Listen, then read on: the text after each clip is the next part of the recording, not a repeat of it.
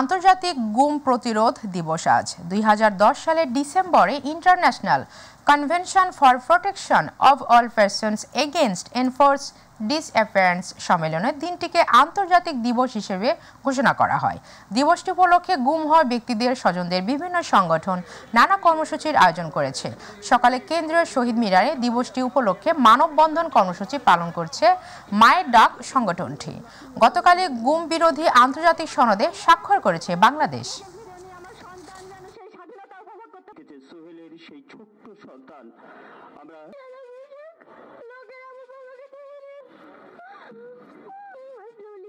তারা আমার ফ্যামিলির কাছে ফোন দিয়ে মানে মিথ্যা নির্লজ্জের মতো মিথ্যাচার করে খুব অল্প সময়ের মধ্যে তারা এই ব্যাপারে আপনাদের দাবি মতো কমিশন করেছেন। গুম বিরোধী যে আন্তর্জাতিক কমিশন তাতে সই করেছেন এবং আমি আশা করি তারা আগামী দিনেও কাজগুলো করতে পারবেন। কঠিন কাজ। মুন্সিগঞ্জে সাবেক প্রধানমন্ত্রী শেখ হাসিনা সহ তার দলের 613 নেতাকর্মীর বিরুদ্ধে হত্যা মামলা হয়েছে। বৃহস্পতিবার সন্ধ্যায় মুন্সিগঞ্জ সদর থানায় মামলাটি করা হয়। গত 4 আগস্ট বৈষম্য বিরোধী ছাত্র আন্দোলনে মুন্সিগঞ্জ শহরের কৃষি ব্যাংক চত্বরে গুলিতে নিহত ডিপজল সর্দারের নানি শেফালি বেগম বাদী হয়ে মামলাটি করেন। এতে সাবেক প্রধানমন্ত্রী শেখ হাসিনা, মুন্সিগঞ্জের সংসদ সদস্য মোহাম্মদ ফয়সাল বিপ্লব ছাড়াও সাবেক সেতুমন্ত্রী ওবায়দুল কাদের, মুন্সিগঞ্জ জেলা আওয়ামী লীগের সভাপতি মোহাম্মদ মহিউদ্দিন, মুন্সিগঞ্জ 2 আসনের সাবেক সংসদ সদস্য সাগুপ্তা ইয়াসমিন এমিলি, মুন্সিগঞ্জ 3 আসনের সাবেক সংসদ সদস্য মৃণাল কান্তি দাস সহ বিভিন্ন পর্যায়ের নেতাকর্মীকে আসামি করা হয়েছে। মামলায় 314 জনের নাম উল্লেখ ছাড়াও অজ্ঞাতনামা আসামি আছেন আরও 2 থেকে 300 জন।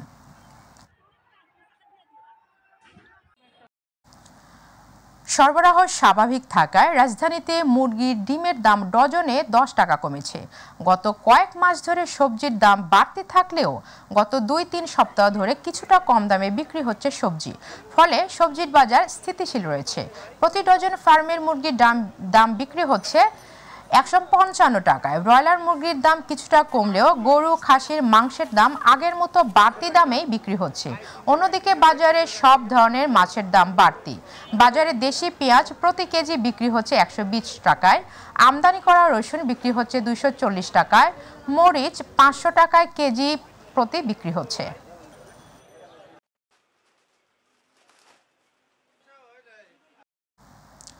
দর্শক, এই মুহূর্তে বরিশাল থেকে বাজার পরিস্থিতির খবর জানাতে যুক্ত হচ্ছেন সহকর্মী পারভেজ রাসেল। পারভেজ, বরিশালের নিত্য পণ্যের দাম কেমন দেখছেন আমাদের জানান।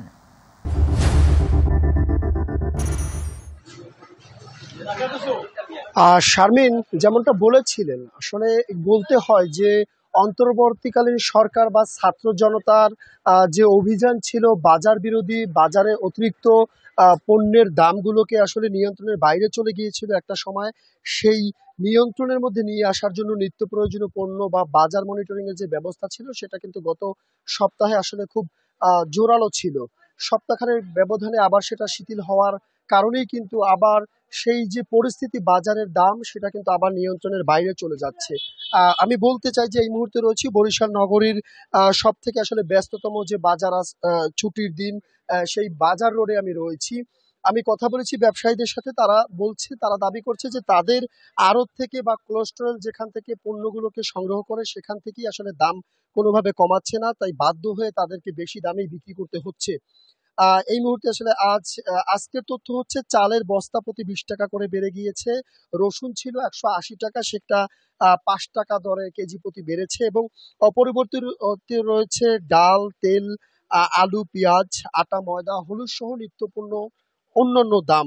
তবে ছাত্র জনতার সমন্বয়ে যে অন্তর্বর্তীকালীন সরকারের বেঁধে দেওয়া যে মূল্য তালিকা ছিল বা ব্যবসায়ীদেরকে সেই মূল্য তালিকা অনুযায়ী ব্যবসা পরিচালনা করার কথা ছিল, সেগুলো কিন্তু আসলে বাস্তবিক পক্ষে একেবারেই শূন্য। তারা কোনোভাবেই সেই তালিকা ফলো করছে না এবং ব্যবসায়ীদের দাবি যে আড়তগুলোতে যদি তাদেরকে আসলে কিছুটা পণ্যের দাম কমাতো সেক্ষেত্রে তারা খুচরো বাজারে সেভাবে বাজার নিয়ন্ত্রণ করে বা একটু কমিয়ে বিক্রি করতে পারতো।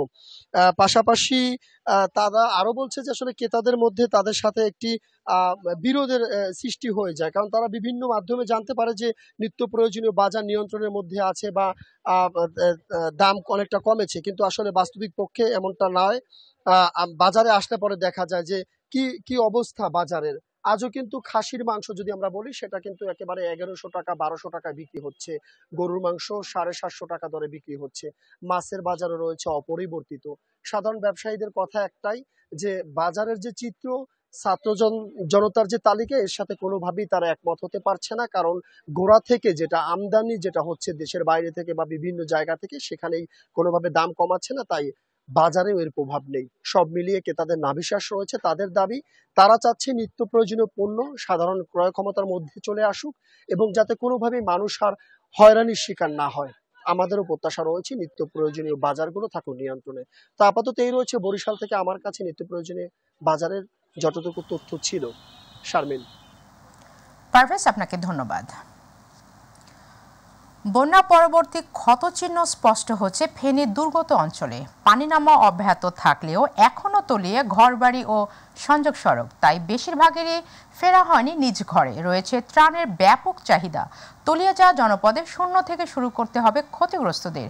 ভয়াবহ বন্যায় বিস্মিত মানুষ এখন সব হারানোর হাহাকার।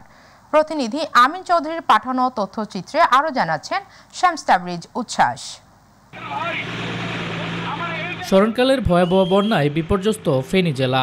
বন্যায় আক্রান্ত হয়েছে জেলার 8 লাখ মানুষ, মৃত্যু হয়েছে 10 জনের। ফেনীর ফুলগাজী পশুরামের বন্যার পানি কমতে শুরু করলেও পানিবন্দী রয়েছে ফেনীর ছাগলনাইয়া ও সদর উপজেলার মানুষ। বন্যা পরিস্থিতির অবনতি হয়েছে সোনাগাজী এবং দাগনভূঞা উপজেলায়। উদ্বেগ উৎকণ্ঠায় রয়েছে বন্যা কবলিত এলাকার মানুষ ও স্বজনরা। পুকুর, বাড়ি ঘর সব গেছে, গরু ছাগল হাট মুড়ি, এটার কোনো ইয়ে নেই। বিল্ডিং এ চলে গেছে, কেউ শহরে চলে গেছে, কেউ মাদ্রাসা, কেউ মারা যাইতেছে, কেউ অসুস্থ আছে। 76 থেকে এই পর্যন্ত আমরা দেখি নাই এত ভয়াবহ বন্যা। আর এই বন্যার একমাত্র হলো ভারত। বন্যা মোকাবেলায় কাজ করছে সেনাবাহিনী, নৌবাহিনী, র্যাব, বিজিবি, কোস্টগার্ড সহ বেশ কয়েকটি স্বেচ্ছাসেবী টিম। অনেকেই খুঁজছেন তার স্বজনদের। অনেকের আকুতি বন্যায় দুর্গত এলাকায় আটকে পড়া স্বজনদের খাবার পৌঁছাতে। সোনাগাজীর লোকজন পানি পাচ্ছে না, খাবার পাচ্ছে না, হাজার হাজার মানুষ মারা গেছে শুনতেছি। স্পিডবোট নিয়ে আসছে, তাদেরকে রিকোয়েস্ট করছি, সেনাবাহিনীদেরকে রিকোয়েস্ট করছি অন্তত সোনাগাজী দিকে দলিয়া। শ্রীকেন্দ্রে আসা মানুষদের মধ্যে দেখা দিয়েছে শিশু ও ঔষধের অভাব। ত্রাণ পৌঁছাতে খাদ্য সংকটে ভুগছেন দুর্গত এলাকার মানুষ। 3 দিন 4 দিন থেকে এরপরে এখন পরশুরাম হইয়া আমি ছাগলনাইয়া হইয়া এখন ঢাকার উদ্দেশ্যে রওনা দিছি। ঘরের প্রায় মাঝামাঝি পরিমাণ পানি হচ্ছে। এরপরে আমরা রাতে প্রায় 1টার দিকে এখানে আসি। এই টেকনিক্যাল স্কুলে আমরা অবস্থান করি। আজকে আমরা 4 দিন এখানে। সকাল ভোর 5টায় রওনা দিয়েছি, এখনো বাড়ি পৌঁছতে পারিনি। এই মাত্র লালপুল এসে পৌঁছলাম। আমি সোনাগাজী যাব, ডাক বাংলা আর কি। সরকারি ও বেসরকারিভাবে বন্যায় দুর্গত এলাকায় ত্রাণ কার্যক্রম অব্যাহত রয়েছে বলে জানিয়েছে জেলা প্রশাসক। বাংলাদেশের বিভিন্ন জেলা থেকে, বিভিন্ন প্রান্ত থেকে, বিভিন্ন উদ্যোগে বেসরকারি সংগঠন তাদের ব্যক্তিগত বা সামূহিকভাবে প্রচুর ত্রাণ বিতরণ কিন্তু করছে। বন্যার পানি নেমে যাওয়ার জন্য ফেনীর মুহুরী রেগুলেটরে 40টি স্লুইস গেট ও নোয়াখালীর মোছাপুরের 17টি স্লুইস গেট খুলে দেওয়া হয়েছে। শামস তাবরিজ উচ্ছ্বাস, মাই টিভি নিউজ ডেস্ক। দর্শক, এই মুহূর্তে রংপুর থেকে বাজার পরিস্থিতির খবর জানাতে যুক্ত হচ্ছেন সহকর্মী মাহমুদুল হাসান। মাহমুদুল, উত্তরের বাজার পরিস্থিতি কেমন দেখছেন আমাদের জানান।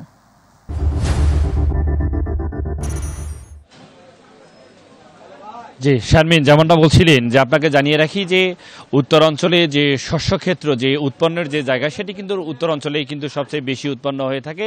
এই উৎপাদন অর্থাৎ বিশেষ করে আপনাকে জানিয়ে রাখি যে আমি যে জায়গাটিতে রয়েছি এটি রংপুরের পীরগঞ্জের খালাসপীর। এই খালাসপীর বাজারে কিন্তু যে প্রান্তিক পর্যায়ে যে কৃষকরা রয়েছে তারা কিন্তু সেই যে তাদের উৎপাদিত যে ফসল, সেই কাঁচামাল কিন্তু তারা এই হাটে কিন্তু নিয়ে এসে এবং সেখানে কিন্তু আসলে পাইকারিরা সেখান থেকে ক্রয় করে তারা কিন্তু খুচরা পর্যায়ে যে ভোক্তারা রয়েছে তাদেরকে কিন্তু সেখানে হাতে তুলে দেওয়া হয়। এবং সব মিলে যদি বলি যে রংপুরে বেশ কদিন ধরে অর্থাৎ বেশ কিছুদিন ধরে যে সবজির বাজার সেটি কিন্তু একেবারে স্বস্তিদায়ক এবং ভোক্তারা যেটি বলছেন যে অন্যান্য যে বিশেষ করে পেঁয়াজ, রসুন, আদা এবং যে মশলা জাতীয় যে জিনিসপত্র রয়েছে সেগুলোর একটু দাম কিন্তু বেশি রয়েছে এবং বিশেষ করে এখানে আমরা ভোক্তাদের সাথে কথা বলেছি, তারা যেটি বলছেন যে সবজির বাজার যেটুকু রয়েছে আসলেই এরপরেও কিন্তু বিভিন্ন জায়গায় কিন্তু আমরা যেটি শুনেছি যে ভোক্তাদের কাছ থেকে কিন্তু অতিরিক্ত মূল্যে অনেক সবজির দামও নেওয়া হচ্ছে, এমনটা কিন্তু অভিযোগ রয়েছে। তবে সাধারণ ভোক্তারা যেটি দাবি করছেন যে ভোক্তা সংরক্ষণ অধিদপ্তরের যারা রয়েছে দায়িত্বশীল, তারা কিন্তু যদি আসলে এই বাজার মনিটরিং করা হয় তাহলে কিন্তু আসলে এই ভোক্তা পর্যায়ের যে যারা রয়েছে তাদের এই অভিযোগের পরিপ্রেক্ষিতে কিন্তু আসলে ভোক্তা সংরক্ষণ অধিদপ্তরের উচিত যে বাজার মনিটরিং করা, এমনটা কিন্তু আসলে এই দাবি জানিয়েছেন ভোক্তা যে সাধারণ ভোক্তারা রয়েছে তারা তেমনটাই বলছেন। তবে সব মিলে যদি বলি যে আজকে আমরা বিভিন্ন কাঁচা বাজার, বিশেষ করে আপনাদের জানিয়ে রাখি যে রংপুরের যে কাঁচা বাজারগুলো আমরা ঘুরে দেখেছি, সেখানে যে সবজির মূল্য সেটি স্বাভাবিক রয়েছে এবং বিশেষ করে অন্যান্য যে জিনিসপত্রের দাম সেগুলো কিন্তু কিছুটা বেড়েছে, কোথাও 5 টাকা কেজি দরে, কোথাও 2 টাকা কেজি দরে, এমনটাই কিন্তু বেড়েছে। বিশেষ করে ডিমের দাম যদি বলি যে গতকালকেই কিন্তু আমরা দেখেছি যে সেখানে তারা বলছেন যে সেখানে সংরক্ষণে এবং তাদের সরবরাহ কম থাকায় কিন্তু ডিমের যে হালি সেটি বলা যায় যে সেখানে 50 টাকা কিন্তু সেখানে অর্থাৎ 48 থেকে 50 টাকা 2 টাকা বেড়েছে। এবং সব মিলে যদি বলি যে রংপুরের কাঁচা বাজার যেহেতু যে স্বস্তি রয়েছে এবং বিশেষ করে অন্যান্য বেশ মাছ মাংসের কথা যদি বলি যে ছোট মাছ সেটার কিন্তু দাম অনেকটাই বেশি রয়েছে এবং বিশেষ করে মাংসের দাম সেটি অপরিবর্তিত রয়েছে। যে সব মিলে যদি বলি যে সাধারণ ভোক্তারা যেটি বলছেন যে অনেক জায়গাতে কিন্তু এখনও যে সিন্ডিকেট সেটি কিন্তু আসলে সেই কবলে কিন্তু সাধারণ মানুষ রয়েছে এবং বিশেষ করে রংপুর অঞ্চলে যে কাঁচা বাজার থেকে শুরু করে অন্যান্য যে মশলার বাজার থেকে শুরু করে যে নিত্য প্রয়োজনীয় যে জিনিসপত্রের বাজারগুলো রয়েছে সেখানে আসলে মনিটরিং বাড়ানো উচিত এবং সেখানে যে দায়িত্বরা রয়েছে বিশেষ করে ভোক্তা সংরক্ষণ অধিদপ্তর থেকে শুরু করে যারা আসলে এই সাধারণ ভোক্তা খাদ্য আসলে নিশ্চিত করতে যারা দায়িত্ব রয়েছে তাদেরকে কিন্তু আসলে মনিটরিং বাড়ানো উচিত বলে কিন্তু মনে করছেন সাধারণ ভোক্তারা। তবে শারমিন, সব মিলে যদি বলি যে রংপুরে কিন্তু স্বস্তি রয়েছে সবজির বাজার এবং অন্যান্য বাজারে কিন্তু 2 থেকে 5 টাকা দামে কিন্তু অনেক জিনিসপত্রের দামও বেড়েছে। এই ছিল আমার কাছে শারমিন সর্বশেষ। মাহমুদুল, আপনাকে ধন্যবাদ।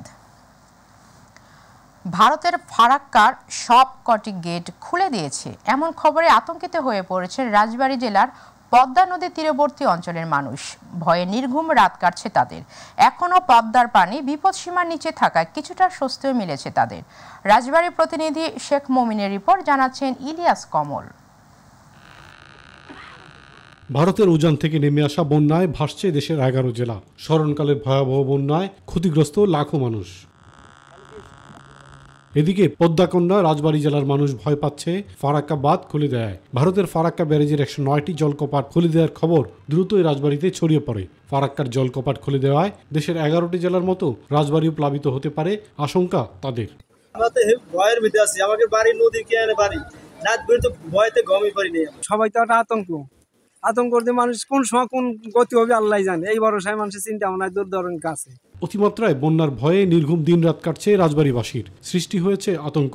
তবে ফারাক্কার সবকটি গেট খুলে দিলেও এখনও পদ্মা নদীর রাজবাড়ী অঞ্চলে এর কোনো প্রভাব পড়েনি। পদ্মা নদীর পানি 3টি পয়েন্টেই বিপদসীমার নিচ দিয়ে প্রবাহিত হচ্ছে। তাই জেলাবাসীদের আতঙ্কিত না হবার আহ্বান জানিয়েছে পানি উন্নয়ন বোর্ড। সারা বাংলাদেশে বন্যার পূর্বাভাস সম্পর্কে ধারণা নেই। আগামী 5 দিনে বন্যা হবে কিনা, এই ওইখান থেকে যে পরিমাণ ধারণা দিচ্ছে যে আমাদের পানির লেভেল বাড়বে কিন্তু বন্যা হবে না। বন্যা হলেও সব ধরনের প্রস্তুতি নেওয়া হয়েছে জানিয়েছে স্থানীয় প্রশাসন। দুর্যোগ প্রশমন কমিটি আছে, সেটি মিটিং করেছি এবং সেখান থেকে আমরা উদ্ধার কাজের জন্য 24টি ইঞ্জিন চালিত নৌকা আমাদের প্রস্তুত রয়েছে।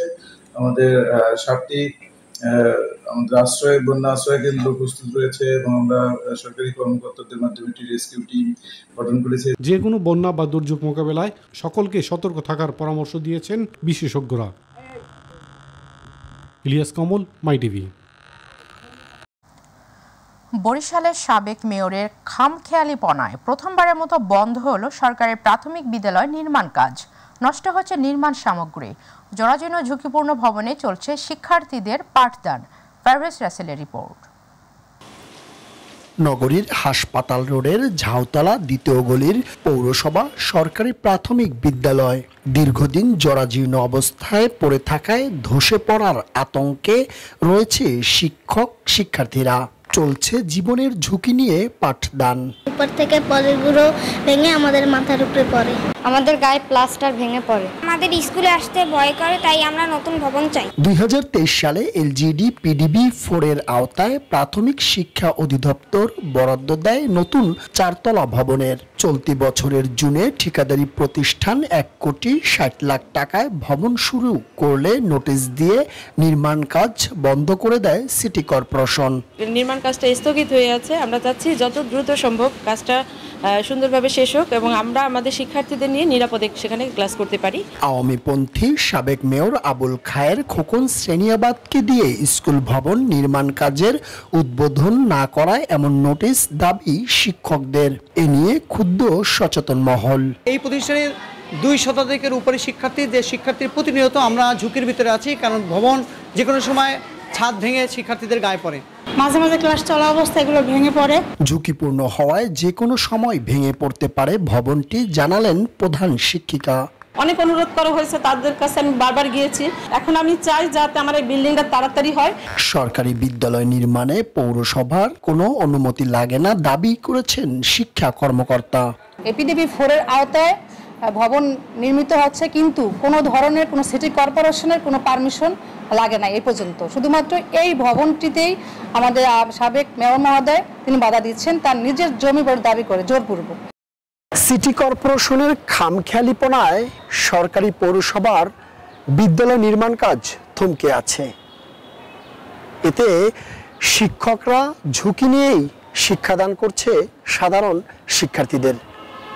পারভেজ রাসেল, মাই টিভি, বরিশাল। জনশৃঙ্খলা রক্ষায় প্রধান বিচারপতির সরকারি বাসভবন, বিচারপতি ভবন, জাজেস কমপ্লেক্স, সুপ্রিম কোর্টের প্রধান ফটক ও মৎস্য ভবন সংলগ্ন সড়কে সব ধরনের সভা সমাবেশ, মিছিল, শোভাযাত্রা, বিক্ষোভ প্রদর্শন ইত্যাদি নিষিদ্ধ করা হয়েছে। আজ থেকে এটি কার্যকর হচ্ছে। ডিএমপি কমিশনার মোহাম্মদ মাইনুল হাসানের সই করা এক গণবিজ্ঞপ্তিতে বৃহস্পতিবার রাতে এই তথ্য জানানো হয়। গণবিজ্ঞপ্তিতে বলা হয়, সম্প্রতি উদ্ভূত পরিস্থিতির পরিপ্রেক্ষিতে জনশৃঙ্খলা রক্ষায় ঢাকা মহানগর পুলিশ অধ্যাদেশের 29 ধারায় অর্পিত ক্ষমতা বলে 30 আগস্ট থেকে পরবর্তী নির্দেশ না দেওয়া পর্যন্ত প্রধান বিচারপতির সরকারি বাসভবন, বিচারপতি ভবন, জাজেস কমপ্লেক্স, সুপ্রিম কোর্টের প্রধান ফটক ও মৎস্য ভবন সংলগ্ন সড়কে সব ধরনের সভা সমাবেশ, মিছিল, শোভাযাত্রা, বিক্ষোভ প্রদর্শন ইত্যাদি নিষিদ্ধ করা হলো। এতক্ষণ সঙ্গে থাকার জন্য ধন্যবাদ। এছাড়া ইউটিউবে মাই টিভি সংবাদ পেতে ভিজিট করুন youtube/mytvbdnews এবং আমাদের অনুষ্ঠান দেখতে ভিজিট করুন youtube/mytvbangla ও facebook/mytvbangla। পরবর্তী সংবাদ দেখার আমন্ত্রণ জানিয়ে দেবেন। আল্লাহ হাফেজ।